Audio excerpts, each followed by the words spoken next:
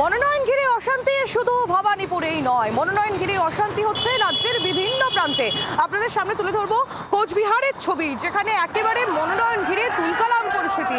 একদিকে উঠলো জয় বাংলা স্লোগান আর অন্যদিকে জয় শ্রীরাম স্লোগান। কোচবিহার দক্ষিণ বিধানসভায় একই দিনে একই সঙ্গে তৃণমূল প্রার্থী অভিজিৎ দে ভৌমিকের মনোনয়ন এবং বিজেপি প্রার্থী রথীন্দ্রনাথ বসুর মনোনয়ন, যা ঘিরে দু দলের কর্মী সমর্থকদের মধ্যে বচসা, হাতাহাতি।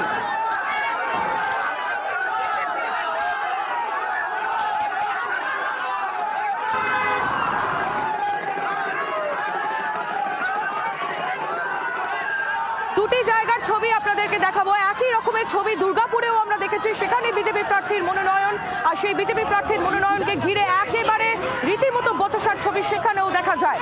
দুর্গাপুরের ছবিও আপনাদের সামনে তুলে ধরবো, যেখানে আপনারা দেখতে পাচ্ছেন সেখানেও সেই একই স্লোগান যুদ্ধ, কর্মী সমর্থকদের মধ্যে তর্কাতর্কি এবং রীতিমতো হাতাহাতিও দেখা যায়। দু জায়গারই একই ছবি, একদিকে কোচবিহার, অন্যদিকে দুর্গাপুর।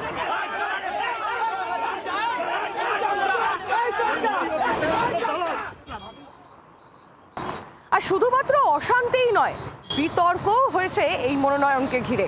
দক্ষিণ দিনাজপুরের বুনিয়াদপুরের ছবি আপনাদের দেখাবো, যেখানে বিজেপি প্রার্থীর মনোনয়নে উপস্থিত ছিলেন কেন্দ্রীয় প্রতিমন্ত্রী সুকান্ত মজুমদার। সেই মনোনয়নে কি থাকলো জানেন? বুলডোজার। বুলডোজারের মাথায় চড়ে কর্মী সমর্থকদের রীতিমতো উচ্ছ্বাস। মুখোমুখি তৃণমূল বিজেপি, সেখানেও চলল স্লোগান যুদ্ধ।